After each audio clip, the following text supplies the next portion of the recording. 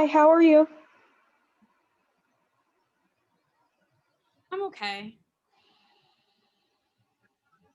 What do you mean by okay exactly?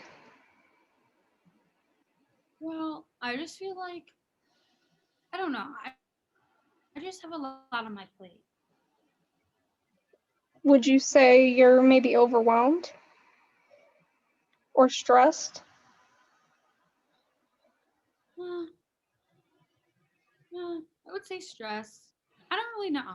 I've been feeling very like I don't know. This just isn't like me. It's very different. Normally, I handle stress very well, but I don't know. And how would you say you normally are?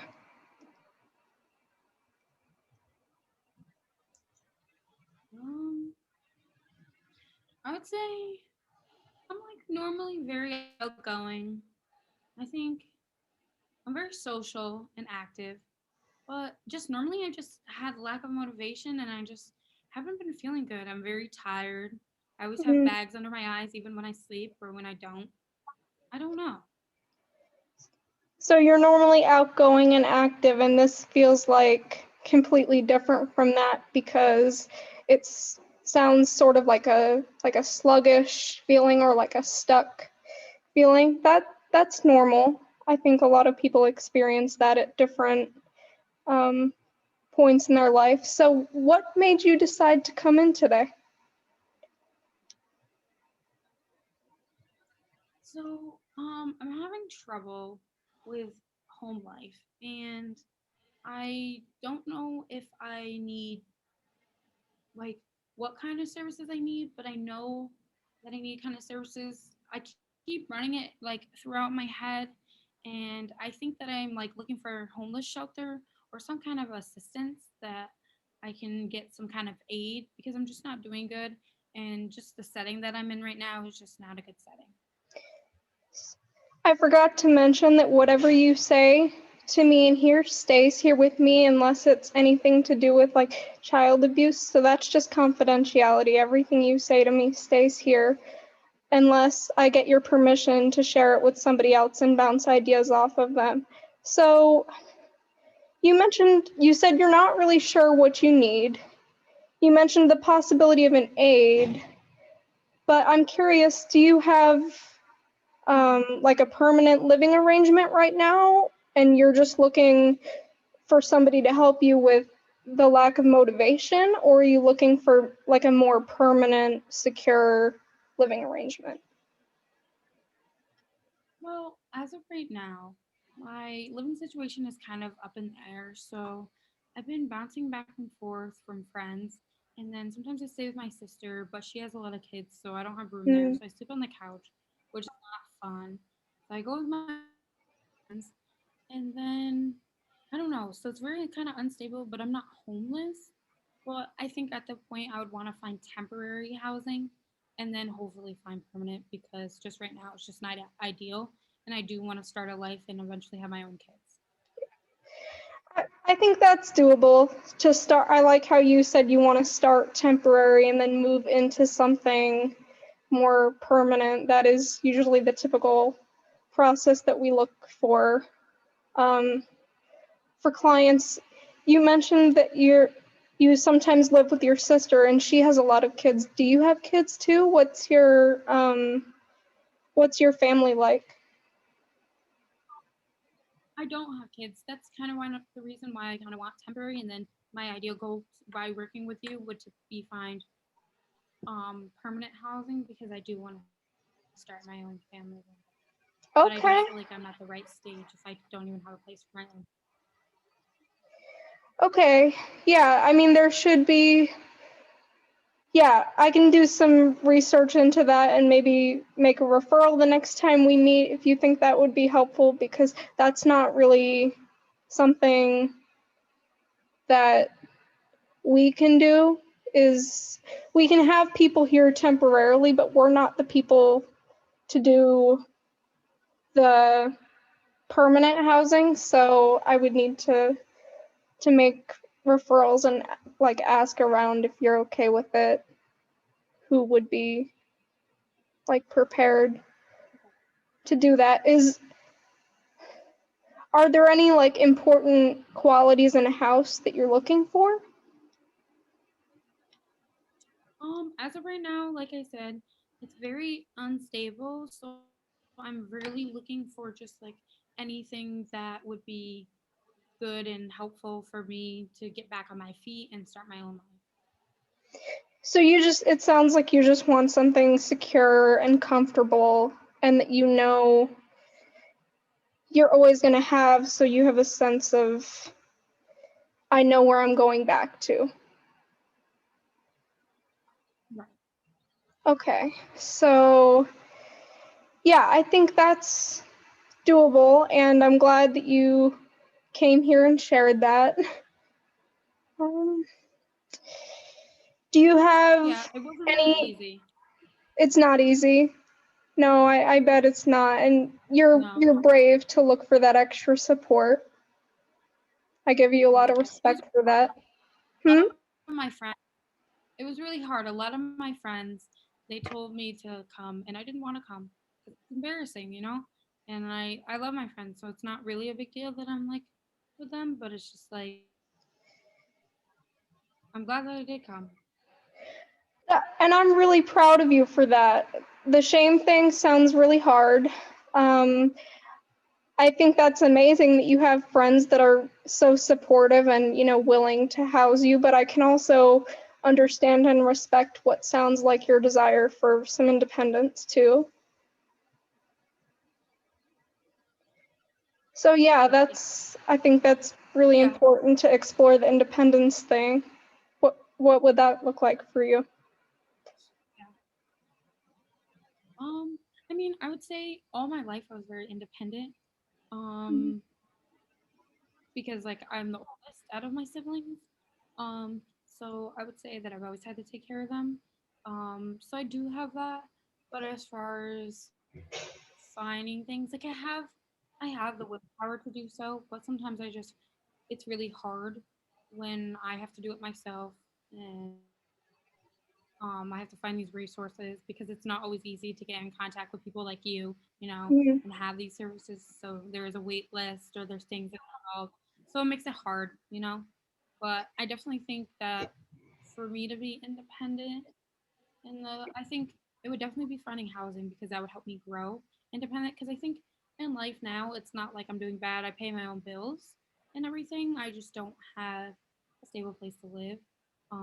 So I think that it's because, you know, if I just had that one place, like I pay my phone bill, I pay um, bills if I'm staying at friend's house or anything like that. So I do have responsibilities, but I think that having my own temporary or permanent would be helpful in gaining more independence and having that permanent independence. I think that's a good first step that you do have the ability to like pay for bills and things. I think that's a great first step. And it sounds like the housing is your top priority. So I know you said you have your friends, which is great that they're supportive and willing to help. But do you also have like a church community that's willing to do, like, I know some church communities have like traveling systems where groups travel there and stay for a little Um, while, and then they travel to a different one and they stay, and they travel to a different one and they stay. So I'm curious if you've ever done anything like that before. I'm not really religious, so I don't really have. I'm not really involved in the church. I mean, I do go Okay. sometimes in holidays, but as far as that, I'm not really religious. So I Well, wouldn't rely on the church for support okay. system. I don't think you But have to if be I like was, religious to participate in that, but I can understand if you're saying maybe you wouldn't be comfortable because of that. So I don't know if you want to clarify that a little bit. Is it just a discomfort thing, or do you just think that that's a requirement? Because from my experience, it um, hasn't been. no, I don't think it's a discomfort thing. I just think it's just not my first place to go looking for help. Like I was going to say, as my other source of, support besides friends, I would say my parents are really helpful. So going to them too is a good resource. They just don't know when. my family is really supportive. That they're very helpful in just being there for me, and I feel like I can talk to them about most things. The only problem is sometimes their availability. But other than that, they're a really good support system. And what would you say is probably the biggest barrier to their availability? I would say that they're just not available when I'm available. So it just helps the barriers. Like if I need things done within a certain amount of time and I have to ask them, sometimes they can't answer the phone or they respond late, so it's not helpful. So it's just deferring schedules, it sounds like. Yeah. Okay. Um, yeah, I mean, I don't know if maybe it would be helpful to consider like calling them and coordinating how to make your schedule sync up more since they're such a primary support, and then also hang on to your friends. Keep those friends. They sound like great friends, for just being so willing to help you. And it sounds like they're never judgmental. So I would definitely say that it would be beneficial to hang on to those friends. Um, and, I'll be checking in at the next session to find out um, what approach you've decided to take in regards to this. And I'll also do some research for you on the other organizations that are maybe more equipped to help you get into a more permanent housing situation, because we're more on the temporary side of things, but I know you said you want to gradually move into something permanent. So I can do some research for you on that too. So Yeah, thank you for I would coming. greatly appreciate that. And I would definitely yes, I definitely look forward to meeting with you. I definitely think that's appropriate, and I think it's good to moving forward in life. Awesome. All right. Well, thank you for coming. It was good to meet you. Meet you too. Hi, how are you today? I'm good. I'm glad that I'm here, but I'm also a little bit nervous about being here. It's a little vulnerable to talk about. Yeah. Well, it's okay because I'm a social worker, and my job is to basically help you and just work with you to build goals and stuff like that. But there are a couple things that before we start, I do want to go over, and that is just that confidentiality. So I work for an organization that we're private, and just even with regular organizations, we have privacy understandings, and that is confidentiality, which is I won't tell anybody what you tell me. So you're more than welcome to share anything that you feel up to sharing with me. But on other circumstances, I do have to report if it is a harm to yourself or others. So that is something I have to report if you do keep in mind when sharing with me. Um, Other than that, you're more than free, like I said, to say anything, and I can help you as best as I can. Do you think that's understandable? Yeah, that sounds good. Thank you. That's really reassuring to know that. So, I'm a college student getting towards the end of my college career, I guess you'd call it. And I really, at this point, want to, I'm looking into living independently off campus after I graduate, and I'm excited about it. I'm excited to have the independence, but I'm a little bit anxious about it just because it is a transition. Right. So, Well, that's completely normal.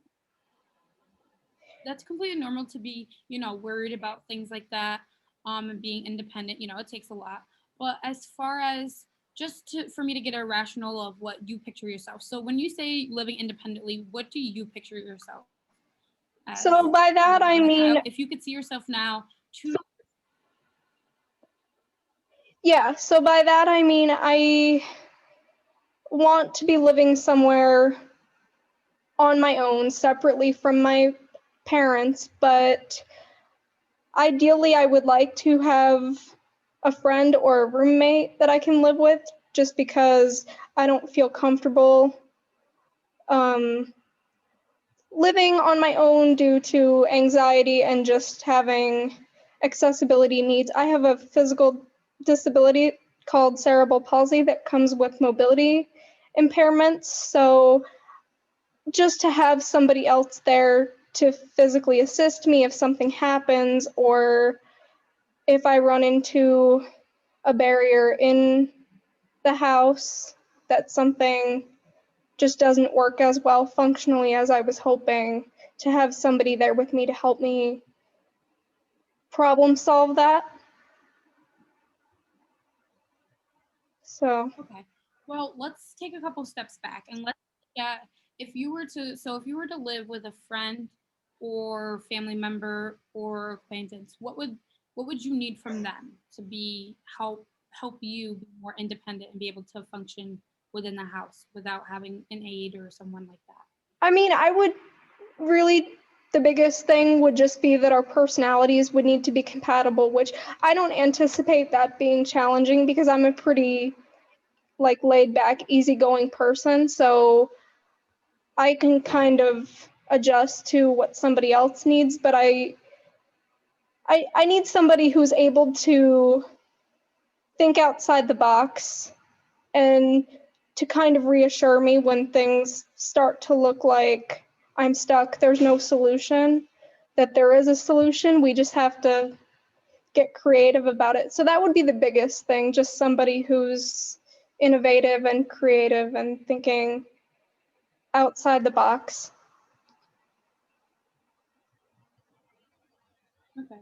So as far as like looking for a roommate and assistance with that, so something you think that you would need would be more of along the line of more like moral support, not actual physical support, but definitely moral support. Like someone, now correct me if I'm wrong, you said someone who's more positive, has like an outlook on things, that just someone you get along with. So it sounds like someone just more positive and just a better vibe and just for more of the moral support of living with you rather than just the physical support.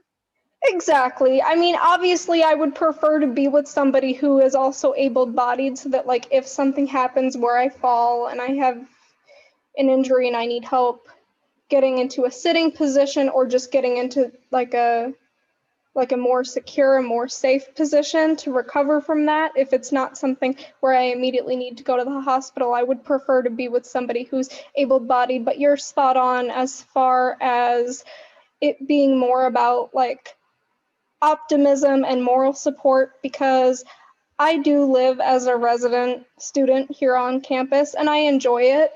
But I live as a single occupant in my room, and I like that for physical logistics purposes. I have room to position my electric wheelchair, walker, and tripod sticks without feeling like I'm in somebody else's way. But socially, there is a downside to it. You can probably tell I'm usually a really outgoing person and a very social person, and not having a roommate kind of makes me feel like I'm missing out on being able to fully show that side of my personality, like show and develop it. So that's another thing that's really motivating me towards wanting to live with a friend or roommate. Well, I think that first, it's really great that you're able to live independently and able to function because that is just amazing. And I give you a lot of credit for that. Thank And you. I just liked how you highlighted all these things that you do. That's really impressive. I think that that's very good for goal setting to know what you can do and what you can't do. But I also think that when you're trying to look for a roommate, you need to also think about what you bring to the table as well. So if you were to identify some of your good qualities and someone was asking to be your roommate, how would you identify yourself? What were some good things you would say about yourself? I would say I'm outgoing and social, very caring, very empathetic. If somebody needs emotional support, as long as it is within reason and still not too taxing on me physically or emotionally, I will pretty much drop anything for somebody to be there emotionally. I'm a very compassionate person, and I'm also, like I said, outgoing, which means I can usually do a fairly good job at communicating my needs to somebody if something happens and I need help. It's a little more vulnerable though, because I don't want them to judge me, so that part makes it hard. But I mean, in terms of being able to find the words and articulate it, that's the part that I would say that I'm good at. Okay. Yeah, it sounds good, and it sounds like you possess really good qualities and that you're able to obtain some independence that I even hear just from you living now at Siena. So I think that living outside of Siena independently wouldn't be a hard goal to reach, and that's definitely something we can look forward to in next meeting. Good. That would make me I just really want you to excited. also, That would be yeah, really I think exciting. some goals that you need to consider, logistics you need to consider too for your accessibility, because what you described are more moral support things, but you also have to consider factors of what you might need on physical support too, like on everyday tasks, like thinking of things like groceries, Right. just thinking about if you were to have a car, just some different other life Yeah, I don't obstacles that drive, so might I would need to live with come up somebody that who can drive. My upper body is pretty good in terms of being able to like lift things, but if I'm trying to carry multiple things at a time and I either need to have a bag or another person who can carry stuff for me, because when I'm using my mobility aids, Okay.